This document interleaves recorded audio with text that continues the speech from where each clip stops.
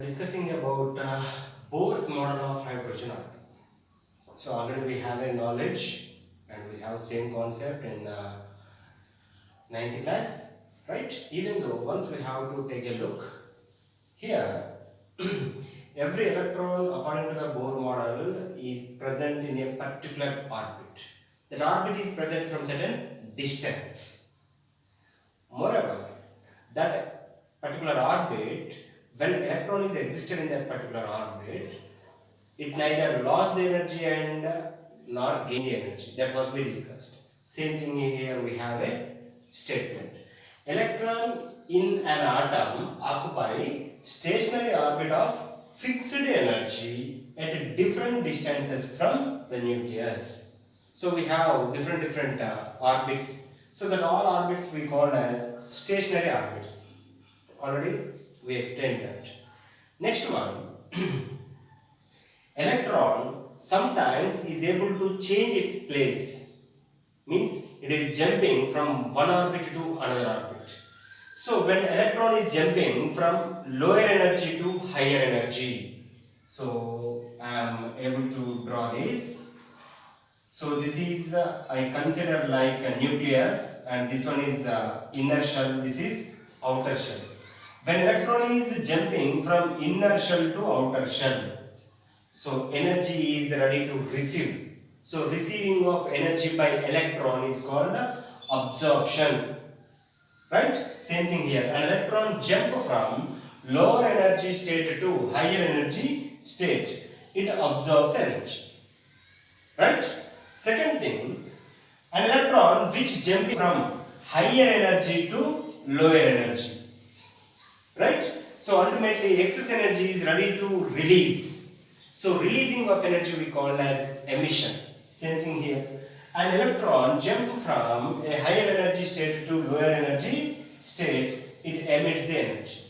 So these are the basic information from Bohr to explain a particular atom of hydrogen. Okay? Next, what are the energies values are there for each and every orbit? That energy values we are expressed with like this. The energies values and a particular atom that existed, and what are the stationary orbits are there, like E1, E2, E3 and so on En. Means each stationary orbit is corresponding to particular energy. Corresponding means it is able to show particular value of energy. So that we call the corresponding energy of particular stationary orbit. That was here mentioned as E1, E2, E3. First stationary orbit E1 energy, second stationary E2 energy, and third stationary orbit, that is E3. Like that we have the energy values for each and every particular stationary orbit. This is also one of the proposal of Bohr about particular hydrogen atom. Not only have hydrogen atom, but all atoms. But he taken maximum example to clearly explain by hydrogen atom.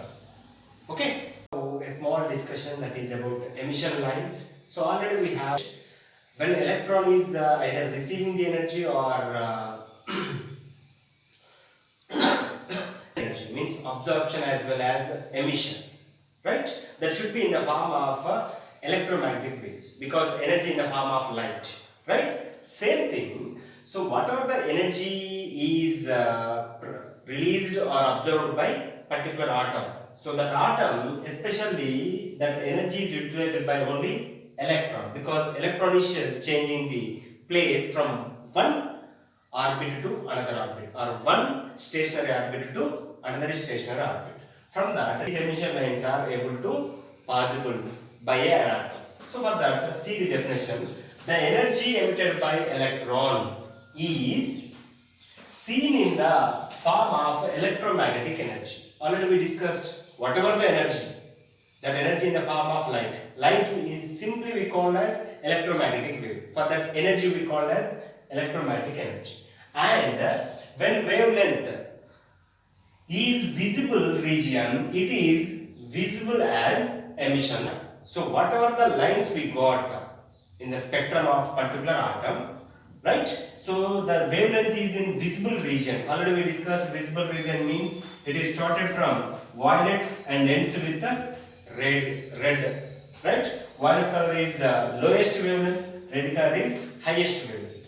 So when the particular wavelength is in visible range, whatever the lines we got, that we called as emission line, right? So this was effectively explained from the model of Bohr, right?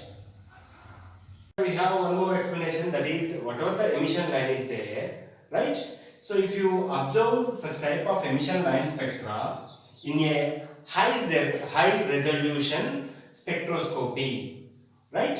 So when you observe that particular line spectra from high resolution spectroscopy, then that lines again is appears into small different lines, or it is splitted, it's separated into a group of lines. So simply that he named as fine spectra.